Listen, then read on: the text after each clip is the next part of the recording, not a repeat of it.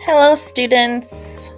This is Mrs. Kangas, your library media specialist, and I'm going to show you how to use one of the library's databases that we have for students to use. This one is called the Literature Reference Center, and it will help you to find some evidence to support your analysis of your short stories that you're writing about. I'm going to go on the internet here, new window, and then I am going to head over to OregonSD.org.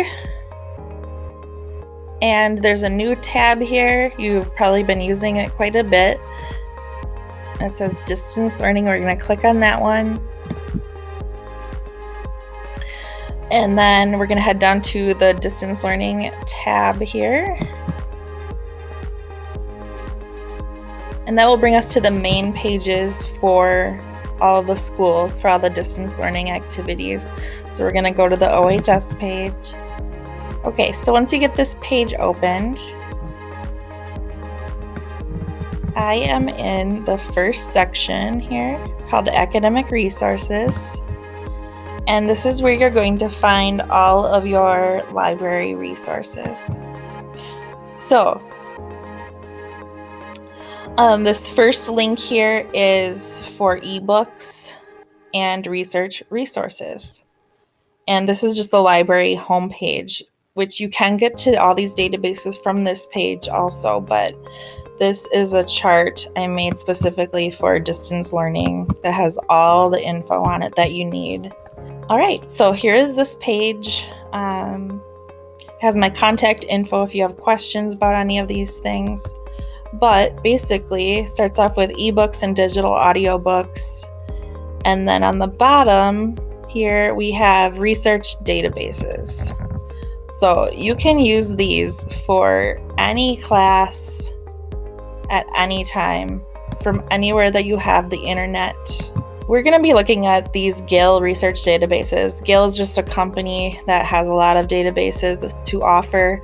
We have 3 of them.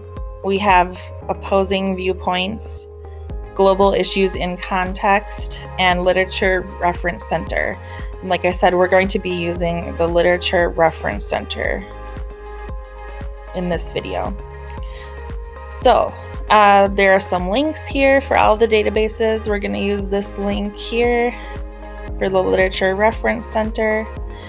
And this is the password for all the Gale databases. OREG_log,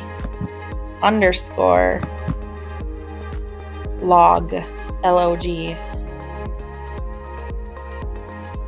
That's going to be the password for all the Gale databases. So we're going to click on the link here for the Literature Reference Center. And I was not asked to log in because I've already logged in on this device. So it brought me right to the main page, and this is what it looks like. It's pretty simple. There are a lot of options. It's very user-friendly. You can just do a search. So I would look down here at these options to start off. We have a person search, a works search, a title list that has to do more with all the Gale databases and the resources in all the databases. So let's skip that. You can look at your search history. Say you found a good article and then forgot to save it and totally forgot how to find it. This might help you out with that. You can get a link of any page or article that you happen to be on, and you can make highlights and notes on any of the articles.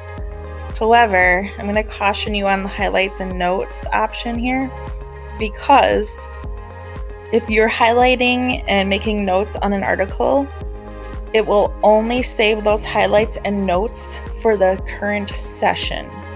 It will not save the highlights and notes for a later time when you come back and log in again. So you have to do the highlights and notes in one session, save it to your Google Drive, which I'll show you how to do in a minute, and go from there.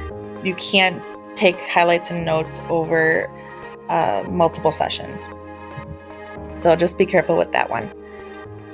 So on this main page here, we have those options. We also have a featured author, a featured work, if you're interested in looking at that.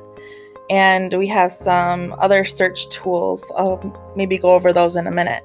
But first, we're just going to use what I think is the easiest, and we're going to look at the works search.